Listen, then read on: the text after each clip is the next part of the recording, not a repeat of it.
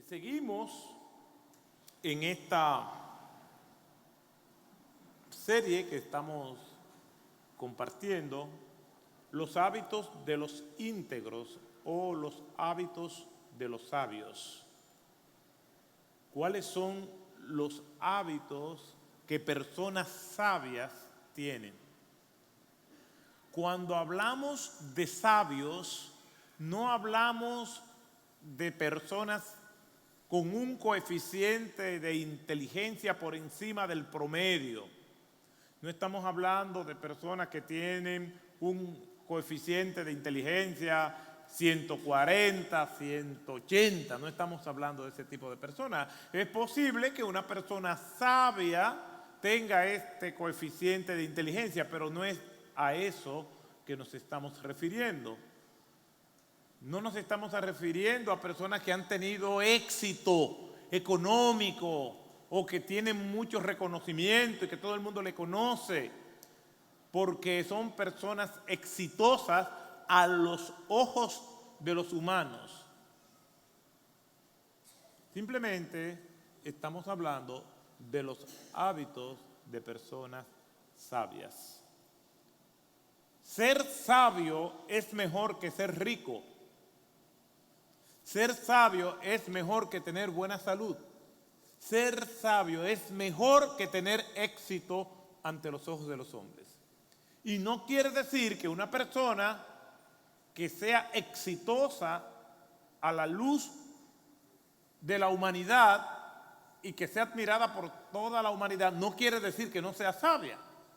Lo que queremos decir es que no todos los que son conocidos o han tenido algún éxito son personas sabias. La sabiduría trasciende eso y comienza por lo que nos dice la Escritura, que el principio de la sabiduría es el temor de Jehová. Quiere decir que partiendo entonces de esa definición conceptual, ser sabio es una persona que teme a Dios, y por ahí comienza entonces a desprenderse todo lo que nosotros estamos viendo en esta serie. Así que les invito que nuevamente vayamos al texto que está sirviendo como punto de partida en esta primera parte, porque vamos a seguir por varios domingos viendo este tema. Proverbios capítulo 13, verso 20. Proverbios capítulo 13, verso 20. Y dice la palabra del Señor de la siguiente manera, en la versión Biblia de las Américas, que es la que usamos: el que anda con sabios será sabio, mas el compañero de los necios o del insensato o del que no es sabio sufrirá daño. El Señor añada bendición a su palabra. Oremos. Gracias te damos, Padre, porque leemos tu palabra. Sabemos que tú hablas por medio de ella y te pedimos, Señor, que nos hable en esta mañana. Que podamos salir orientados, llenos y comprometidos de ti. Dirígenos y guárdanos. Y a pesar de mis limitaciones, habla esta mañana a tu pueblo en el nombre de Jesús. Amén. Ya hemos explicado el texto y aquí, sin hacer una profunda exégesis en el texto, nos damos cuenta que esto es una exhortación o una declaración. El que anda con sabios, ya con esto hay suficiente enseñanzas y aplicaciones para nuestras vidas. Una persona en singular, como habla ahí, que anda con sabios en plural. Y este es uno de los principios de la sabiduría. El que se cree sabio se va a juntar con sabios, no solamente con un sabio, sino con sabios. Y bien dice la Escritura que el principio de la sabiduría es el temor de Dios. Y como hay Muchas personas que tienen ese temor de Dios, esas son con las personas que nosotros mayormente debemos compartir y pedir consejos. Y en la multitud de consejeros, una vez más, apela a la pluralidad de personas que nos pueden ayudar. Y mientras yo leía, meditaba, investigaba sobre este tema, me surgieron algunas preguntas que a medida que yo estaba inmerso y metido en el estudio, iba anotando esas preguntas. Y yo quiero compartirlas con cada uno de ustedes hoy. Y la primera pregunta que escribí y que he estado meditando mucho en ella, al igual que las demás, es la siguiente. ¿Por qué hay personas que llegan a la vejez, si es que llegan a la vejez? Porque muchas veces la falta de sabiduría le arrebata la vida misma a las personas. Yo recuerdo una madre que luchaba con su hijo, tratando de encaminarlo, una madre soltera, encauzando y luchando para levantar y proveerle a este joven todo lo que él necesitaba. Pero temprano en su vida este joven escogió el camino de la necedad, de la insensatez. Y a cada momento era que estaba preso, que estaba envuelto en un problema, que hizo un adulto y siguió su vida. Un día ella recibió la noticia de que lo mataron en una riña. Yo fui a la funeraria y allí estaba ella resignada, con mucha fortaleza. Y yo le dije que cómo se sentía, le pregunté. Y ella me dijo, yo estoy tranquila,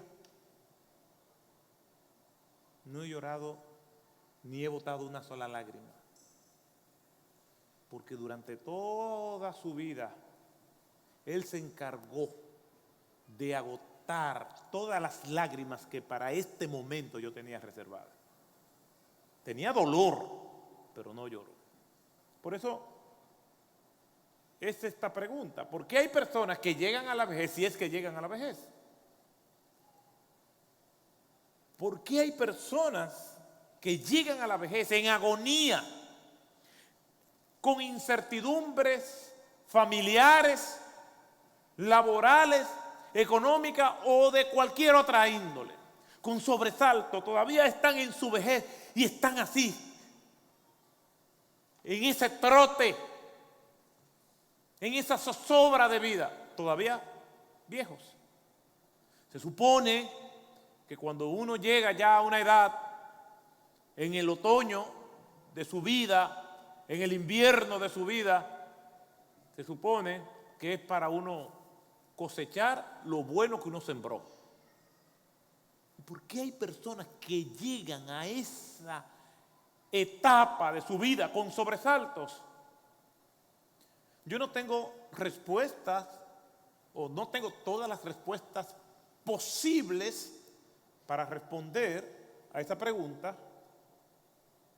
pero ¿tendrá eso que ver cómo vivió en su juventud? O sea, yo estoy respondiendo la pregunta con otra pregunta. ¿Tendrá que ver eso? ¿Cómo vivió su juventud? ¿Qué tipo de semilla sembró? Segunda pregunta: ¿por qué hay personas que, teniendo todas las oportunidades que la vida puede darle, que la providencia pueda prodigar, digamos, un hogar con estabilidad financiera, un hogar hasta funcionalmente hablando, que funciona bien, que el esposo y la esposa se llevan bien y estos hijos vienen en el seno de ese hogar donde se le provee seguridad económica, educación y hasta unos padres que le modelaron bien lo que es el amor entre papá y mamá. ¿Por qué hay personas que teniendo todos esos privilegios, porque viendo las condiciones en que está el mundo, lo normal escasea y viene a ser un privilegio?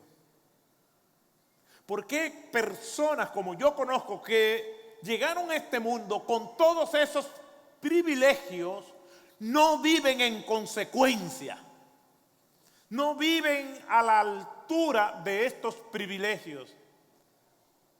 No le han respondido ni a Dios, ni a sus padres, ni a la sociedad conforme a la inversión que se hicieron con ellos.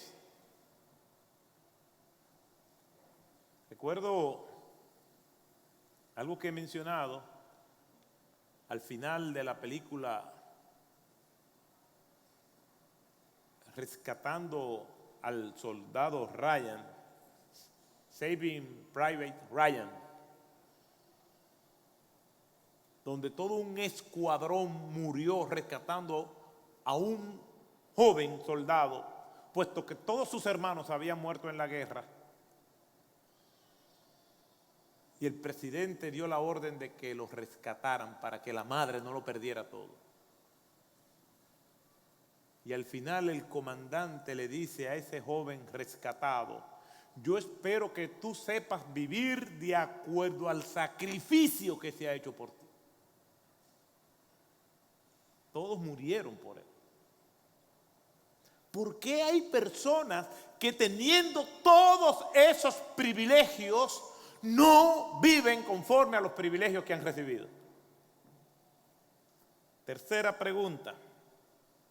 ¿Por qué hay personas, no importando sus orígenes ni las condiciones en que vivieron, viven de fracaso en fracaso, de frustración en frustración? Y digo esto porque hay personas que nacieron sin ningún tipo de privilegios humanos, materiales, y no son personas fracasadas. Y otras que sí lo son. Y otras que son como la anteriormente dicha. ¿Por qué? Hay personas, y antes había un personaje en los cómics que se llamaba John Starming, y era un individuo, o Juan Calamidades, que andaba con una nube, y esa nube era una nube negra que estaba lloviendo encima de él y tirando rayos encima de él. O sea, para donde quiera que él iba, lo acompañaba esa tormenta. Y hay personas que le llaman a eso mala suerte, si es que eso existe.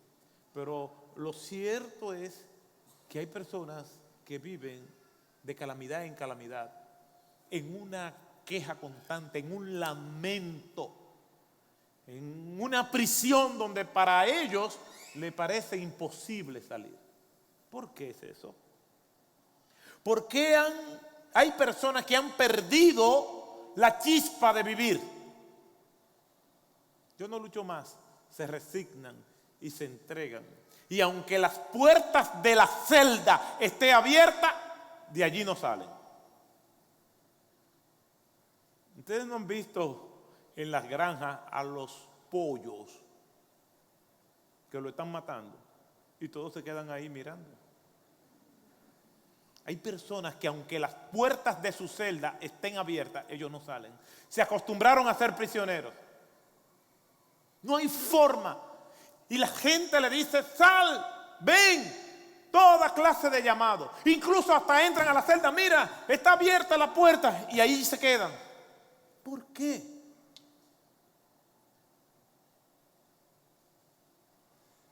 ¿Quiénes? La próxima pregunta. Son las personas que más inciden en tu vida. Incluso más que tu familia, que tu esposa, que tu esposo. Que esa gente vale más para ti que tu propia familia. ¿Quiénes son? ¿Quiénes son que te convocan a salir y tú dejas a tu familia, en este caso los que somos casados, y dejas a tu familia, mujer y a todo el mundo, y te vas con ese coro, como decimos? ¿Quiénes son? ¿Existen gente tan importante en tu vida? ¿Esas son la gente que verdaderamente te importan? ¿Esos son los que te aportan? ¿Quiénes son ellos? Porque dependiendo de quiénes sean ellos, yo te voy a decir entonces cómo eres tú. ¿Recuerdan el refrán que dice, dime con quién andas y te diré quién eres? Pero aquí dice el que anda con sabio, ¿será sabio? Una persona que sea de edificación a tu vida no te va a apartar ni de Dios ni de tu familia. Última pregunta por ahora. ¿Estás reciclando los malos hábitos de tu familia de origen? Mucha gente no viene de familias funcionales. Y yo no puedo crear un altar a las disfunciones familiares. Yo no puedo tratar de idealizar lo que no está bien. Nosotros somos fieles a principios. Y muchas de nuestras familias vienen con disfunciones que se reciclan de generación en generación.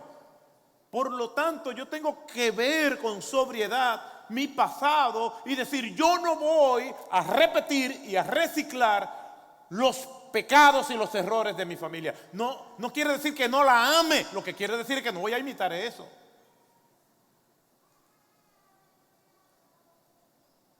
Para contestar estas preguntas necesitamos seguir meditando, porque estas y otras preguntas probablemente no tienen respuestas muy fáciles. Lo que sí sé es que se necesita persistencia y dar pasos firmes, no solamente para contestarlas y encontrar respuestas, sino para crecer y poder superar y encauzarnos por el camino de la sabiduría. Debemos estar dispuestos a que sea el Señor que nos dirija, aunque el proceso pueda ser doloroso, aunque implique abrir compartimientos del alma que nosotros no queremos abrir. Hay casas que hay un cuarto donde todo lo que no se está usando se mete allí. O hay una gaveta. Y todo está allí. Incluso puede ser hasta carteras. A veces Susana me dice, está en la cartera y digo, yo no meto mi mano ahí. Porque las veces que he intentado encontrar algo ahí, fracaso. Pero ella viene y tú toma. Y hay cuartos así, y hay gavetas, y hay closets, y hay áreas donde simplemente se va acumulando. Porque hay personas que son acumuladores y recolectores, y hasta programas de televisión hay sobre ese tipo de perfiles. En el corazón hay compartimientos donde abrirlo resulta muy doloroso, porque organizar eso, sacar a la luz todo lo que está mal, puede ser de tal impacto que nadie se quiere enfrentar a eso. Pero si queremos encontrar el camino de la sabiduría, tenemos que hacerlo. Los malos hábitos, porque estamos hablando de los hábitos de los sabios, de los íntegros, lo que quiere decir es que hay malos hábitos, los hábitos de los necios, de los insensatos. El que anda con sabio será sabio, mas el que anda con necio sufrirá daño, irá de fracaso en fracaso. Los malos hábitos, a la luz de lo que puedo encontrar en la Escritura, está asociado, en primer lugar, a la falta de conocimiento de Dios, de su palabra, de lo que Él quiere. Y yo puedo entender que haya personas que no conozcan a Dios, que no sean sabias.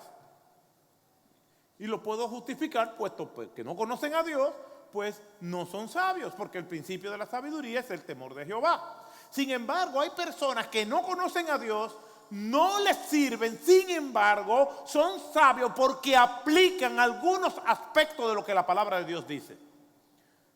Por ejemplo, yo conozco matrimonios que no son cristianos, pero funcionan bien porque aplican la palabra de Dios a su matrimonio, aunque no le den el reconocimiento al Señor, aunque no le den el crédito a la palabra de Dios, pero aplican los principios bíblicos del matrimonio y le puede ir bien y le va bien.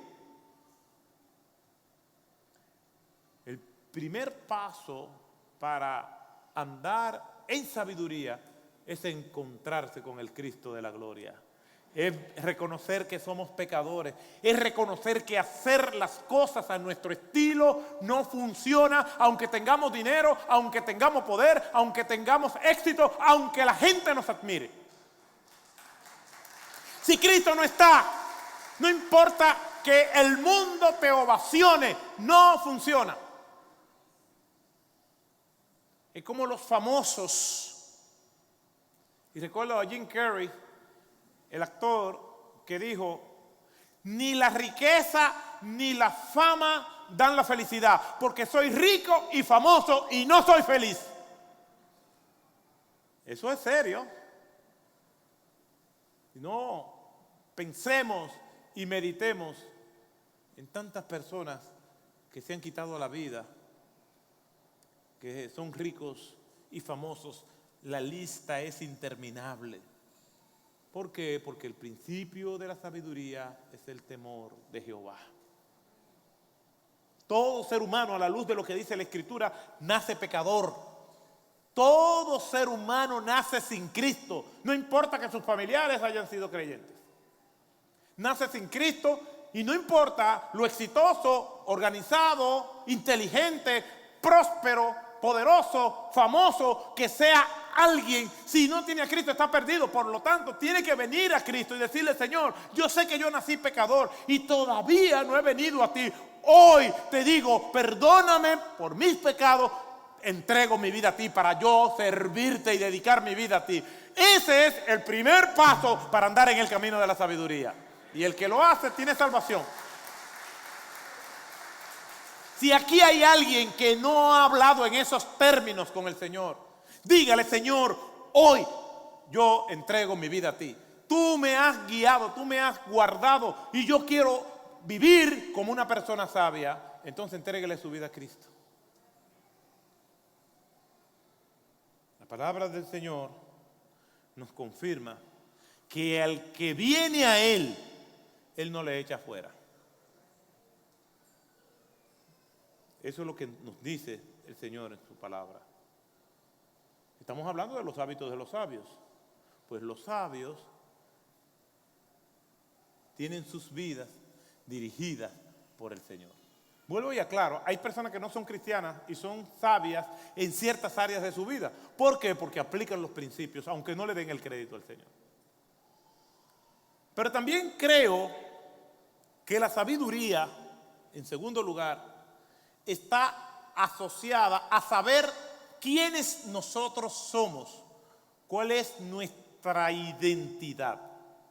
Mi identidad no es mi nombre solamente. Mucho gusto, yo me llamo Otto, muy bien. No es nuestra profesión, no es nuestro apellido, no es nuestra familia de origen. La identidad tiene que ver más con eso.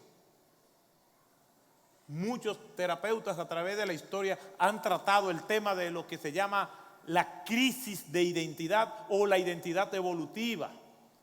¿Quiénes somos? La crisis de identidad que se afirma y se asevera en la adolescencia. ¿Por qué? Porque lo cierto es que hay personas que tienen crisis de identidad que no pueden superarla aún después de esa etapa de la vida, como decía Erik Erikson.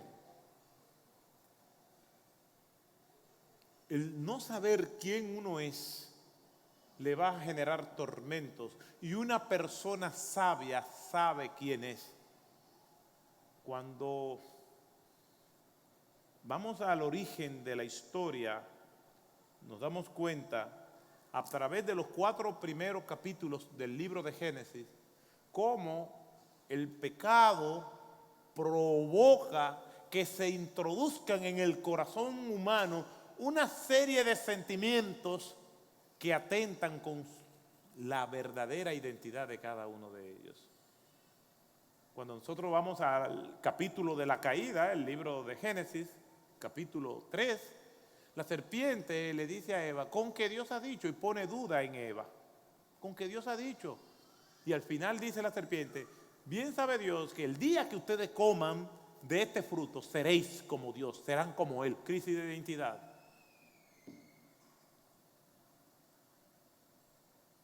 No seréis como Dios en santidad, seréis como Dios en poder, en conociendo todo lo que Dios conoce. A todo el mundo le agrada, le apetece el poder. ¿Y cuáles fueron esos sentimientos que se introdujeron, afectando su identidad? Yo estaba viendo un documental hace unos años atrás y me puse a investigar más. Y es un grupo que ellos se denominan los dandies del Congo. Y pueden investigar sobre esto. Y es sorprendente. Un grupo de individuos que tienen una fraternidad donde el esnobismo y el querer ser lo que ellos no son los lleva a invertir grandes sumas de dinero en ropa prera poter de diseñadores costosísimas. Y uno de ellos enseña un par de zapatos de una marca conocida y dice, estos zapatos yo ahorré tantos años para comprármelo y si mi esposa supiera lo que yo di, me bota. Y tengo que confesarle que con estos zapatos, por lo que yo di por ellos, yo me pude haber comprado una finca para sembrar y mejorar nuestras condiciones de vida. Pero las condiciones en que vive esta persona es desconcertante. En una casucha, con poca dignidad, desvencijada. Y cuando se pone sus zapatos, está caminando por calle de tierra y de lodo. Pero para esa fraternidad, lo más importante es vestir bien. Una persona que no sabe quién es, va a querer ser como cualquier otro, menos como debe de ser. O como la persona que admiran. No importa quién sea esa persona. Yo puedo admirar personas y admiro muchas personas y quiero ser como ellas en sus atributos, pero yo soy yo. Y Dios me hizo a mí como lo hizo a todos nosotros, únicos e irrepetibles, aunque sean gemelos. O aunque sean gemelas. Pero todo eso viene por las consecuencias que tenemos que lidiar todos por la caída. ¿Cuáles fueron esas consecuencias inmediatas de la caída que afectan nuestra identidad y por lo tanto son tropiezos para andar en sabiduría? Génesis capítulo 3, verso 7. Número 1, la vergüenza. Entonces fueron abiertos los ojos de ambos, de Adán y de Eva, y conocieron que estaban desnudos y cosieron hojas de higuera y se hicieron delantales. Cosieron para sí unas vestimentas para cubrir lo que ahora le estaba provocando vergüenza, que es su desnudez. Pero aún eso lo hicieron mal. Porque no hay forma de cubrir la vergüenza. No hay forma. Pero la gente cree que sí la puede cubrir. y por eso usan máscaras. Y esas máscaras las usamos para aparentar lo que nosotros no somos o para tapar lo que nos da vergüenza. Pero oiga la paradoja de esto. Hay cosas que deben avergonzar al ser humano que el ser humano no se avergüenza. Y hay cosas que sí deben avergonzarnos si no nos avergonzamos de ellas. Un conocido actor está dando una rueda de prensa diciendo que para él es un orgullo interpretar ciertos personajes de nuestra historia y comienza y se vuelca en elogios a ese personaje. Y un escritor le respondió diciendo: tu orgullo es nuestra vergüenza. Hay cosas, y esa es la paradoja del ser humano, hay cosas que hay personas que se sienten orgullosos, que eso, por lo que se sienten orgullosos, debería darle vergüenza. Debería darle vergüenza ofender a Dios, debería darnos vergüenza hacer todo lo contrario a lo que Dios ha mandado hacer. Debería darnos vergüenza la inmoralidad, la falta de lealtad.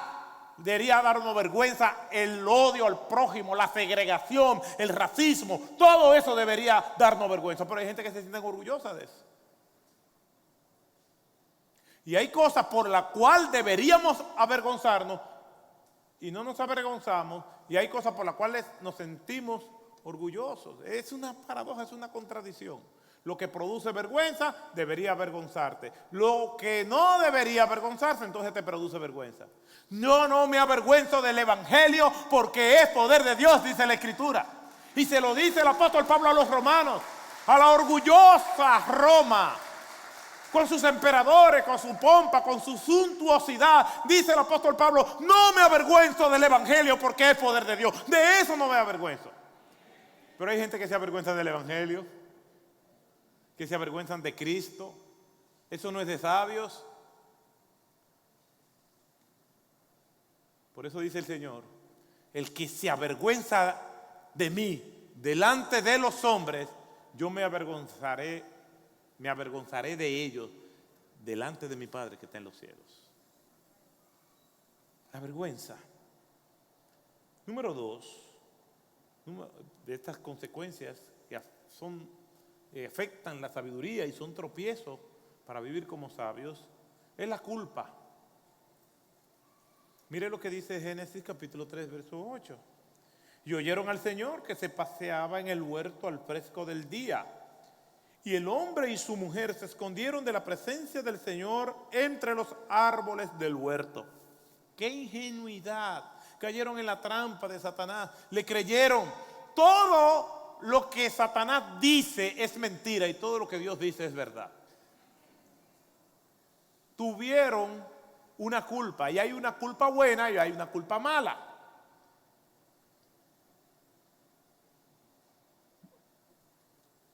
En la psicología humanista hay que tratar de desmontar la culpa del hombre, que es lo que lo destruye. Yo estoy de acuerdo con que hay una culpa mala. Si ya Dios me perdonó, no tengo por qué sentirme culpable. Si ya yo me arrepentí y fui por todos los canales correspondientes pidiendo perdón a quien tenía que pedir perdón, pues ya no tengo por qué sentirme culpable. El seguir arrastrando esa culpabilidad le hace daño a mi alma.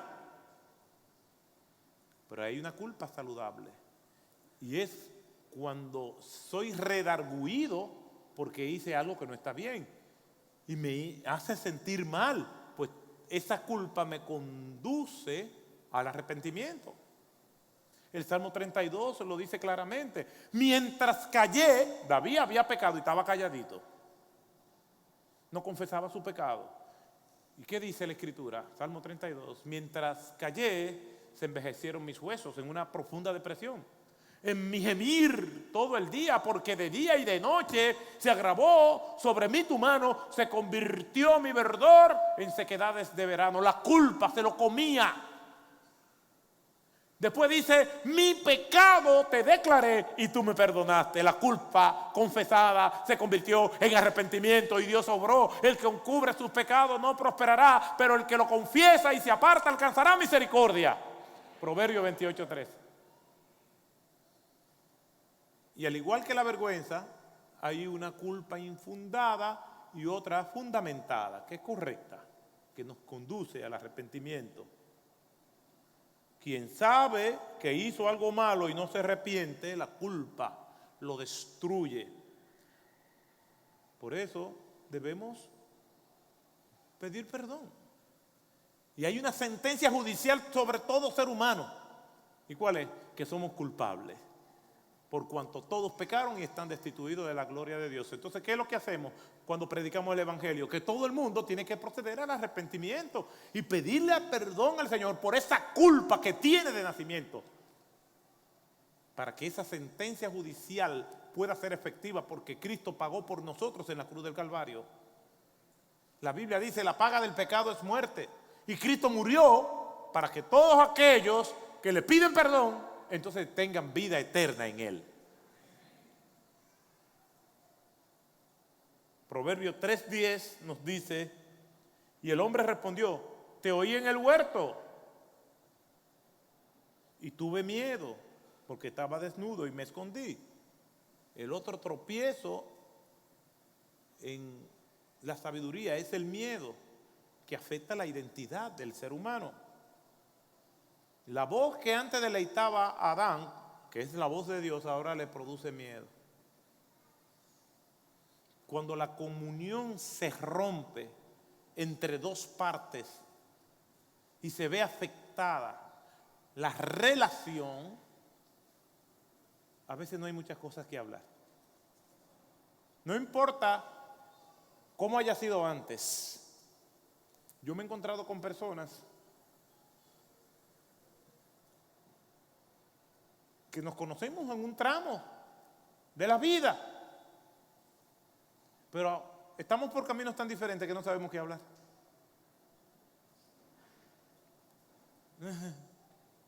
Ok. Porque tenemos intereses en las antípodas, opuestos, encontrados. La voz de Dios antes deleitaba a Adán, ahora le produce miedo. Y hay que tenerle miedo a Dios por lo que son las consecuencias de transgredir sus normas. Y ese es un miedo bueno que me ayuda a pensar verdaderamente en lo que Dios es capaz de hacer. Dice la Escritura que Dios al hijo que ama lo disciplina y azota a todo aquel que le recibe por hijo. Y el que no disciplina viene a ser bastardo y no hijo. Yo he pasado por tramos donde la dura mano de Dios se agravó sobre mí. Y gloria a Dios, eso me confirma que soy hijo de Dios. Y es algo que yo soy reiterativo diciendo, si te va bien sin la disciplina de Dios, entonces es posible que no sea hijo de Dios. Venga el arrepentimiento. Lo peor que le puede pasar a un ser humano es que le vaya bien sin Dios. Porque esta persona creerá que está bien. El miedo. Dos aspectos más. Génesis capítulo 4, versículo 5, pero a Caín y su ofrenda no miró con agrado Dios. Y Caín se enojó mucho. Como Dios, la ofrenda de Caín fue improvisada, no fue esmerada, le dio de lo que sobraba, mientras que Abel se esmeró, se preparó y le dio las primicias. Entonces Caín, como le rechazaron, como hacen los hijos consentidos y las personas temperamentales, si no hacen lo que ellos quieren, si no lo complacen en lo que a ellos les gustan, se siente mal. Y Caín se enojó y también se deprimió. Y su semblante cambió, se demudó. Génesis capítulo 4, versículo 5, la segunda parte. Y una ira no controlada puede llegar a la tragedia como hizo Caín. La depresión se adueñó de él, porque él entendía que no merecía lo que le estaba aconteciendo.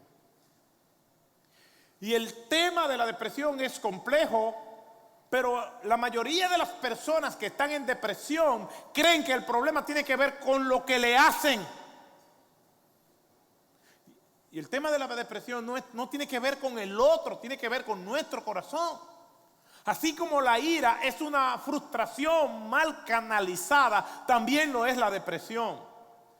Nuestro valor, nuestra aceptación, lo que es nuestra verdadera identidad, no depende de la opinión de los demás, sino de lo que nosotros somos en Cristo. Somos hechos a imagen y semejanza del Señor. No importa lo que los demás digan. Tu valor depende de lo que Dios hizo por ti, que te creó. Te ama tanto que clavó a su hijo en una cruz y allí lo mató porque te ama. ¿Qué más razón para estar alegres y agradecidos por el Señor?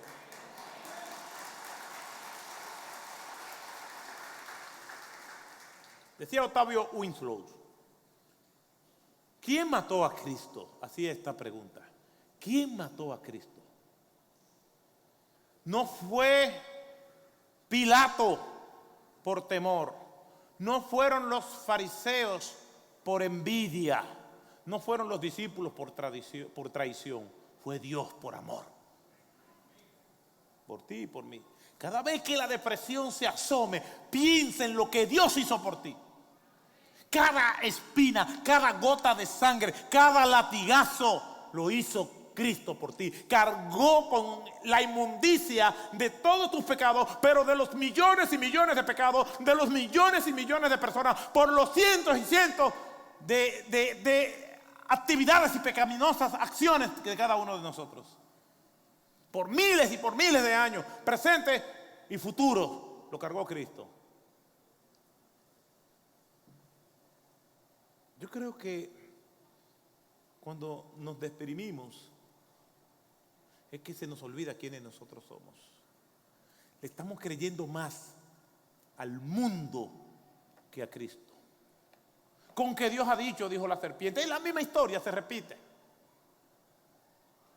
No importa lo que diga el mundo, es lo que dice Cristo de mí, que lo demostró en una cruz. La falta de identidad nos lleva a nosotros estar desorbitados y actuar con poca sabiduría. ¿Cómo se combate esto entonces? Conociendo la realidad de quienes nosotros somos. ¿Cómo se combate esta falta de identidad que nos lleva a no actuar con sabiduría? ¿Cómo se combate esto? Está bien, pastor, yo lo entiendo, pero me airo, tengo mucha culpa, me deprimo. ¿Cómo manejamos esto?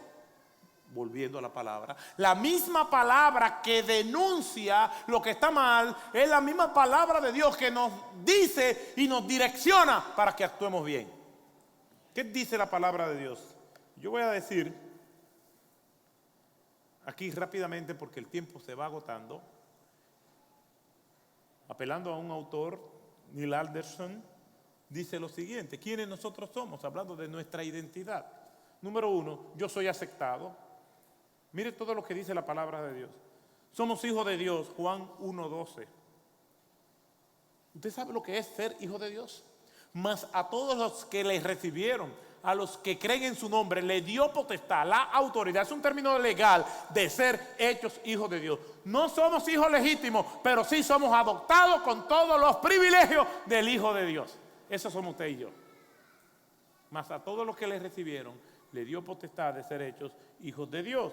Somos amigos de Cristo, Juan 15:5. Somos justificados por Cristo, Romanos capítulo 5, verso 1. Somos santos, apartados del mundo, Efesios 1:1. Y estoy completo en Cristo Jesús. El que tiene a Cristo no le hace falta nada, aunque no tenga una cuenta abultada en el banco. Claro que si hay unos pesitos en el banco, mucho mejor todavía. Entonces somos aceptados al ser hijos de Dios, amigos de Cristo, justificados, santos, y estamos completos en Cristo. Estamos asegurados. Mira lo que dice la Escritura: libre de condenación, Romanos capítulo 8, versículos 1 y 2. Soy libre de todo cargo condenatorio, Romanos capítulo 8, versículos 31 y 34. Nada, oiga bien, nada podrá separarnos del amor de Dios, Romanos 8, 35 al 39. Soy ciudadano del cielo, Filipenses 3:20. Estoy escondido en Cristo, Colosenses 3:13. Quiere decir que mi verdadera identidad es que yo soy aceptado por el Señor, estoy asegurado por el Señor, pero venir a Cristo no es simplemente tenerlo como Salvador, también es como Señor. Como Salvador Él me salva, me libra de toda condenación. Pero yo no puedo separar al Salvador del Señor. Señor significa dueño, amo, y nosotros sus propiedades. Como Señor, entonces yo estoy comprometido a servirle y soy comisionado. El Señor no nos salva simplemente para que digamos, somos cristianos, somos salvos, somos sus discípulos. Nos salva con un propósito. Y el propósito es vivir para su gloria y su honra. Hablarle a los demás de Cristo. Servir con nuestro tiempo, con nuestras finanzas, con nuestros talentos, con nuestras fortalezas, con todo lo que nosotros tengamos. No es que me salvó y ya yo ando por ahí haciendo lo que yo quiera. Es que me salvó para yo vivir para Él. Soy comisionado. Mire todo lo que dice la Escritura acerca de mí. Soy sal y luz de la tierra para alumbrar y para dar sabor a este mundo insípido. Mateo capítulo 5, versículos 13 y 14. Como rama debo llevar frutos. Juan 1, versículo 1 y versículo 15. Soy testigo de Cristo, Hechos 1:8. Soy embajador de Cristo. Y un embajador representa un estado ante otro estado, según a los Corintios 5:20. Y soy trabajador de Cristo, Efesios 2:20. Mis hermanos, la palabra de Dios es clara. El que anda con sabios, sabio será. El primer paso para la sabiduría es conocer a Cristo como Señor y Salvador. No es religión. No es que yo estoy diciendo que mi religión es mejor que la suya. Es que la Biblia dice que el único camino para tener salvación es Cristo. Y Cristo, con personas con las que se encontraba cuando Él estaba en su ministerio aquí en la tierra, y le daba algún favor, le decía, vete, pero no peques más. Gracia sobre gracia. El que anda con sabio, sabio será, y el principio de la sabiduría es el temor de Jehová. Lo segundo que hemos visto es que dentro del hábito de los sabios hay tropiezos que no nos dejan practicar esos hábitos. Y uno de esos hábitos es no saber quiénes nosotros somos. Es querer aparentar lo que no somos. O es renunciar a lo que sí somos. ¿Cómo reaccionamos a todo esto? Hay preguntas que hemos hecho. Simplemente quiero terminar con que una persona sabia o que está en el camino de la sabiduría reconoce la verdad. Comienza a buscar el consejo de los sabios y comienza a buscar la fuente de la sabiduría, que es Dios.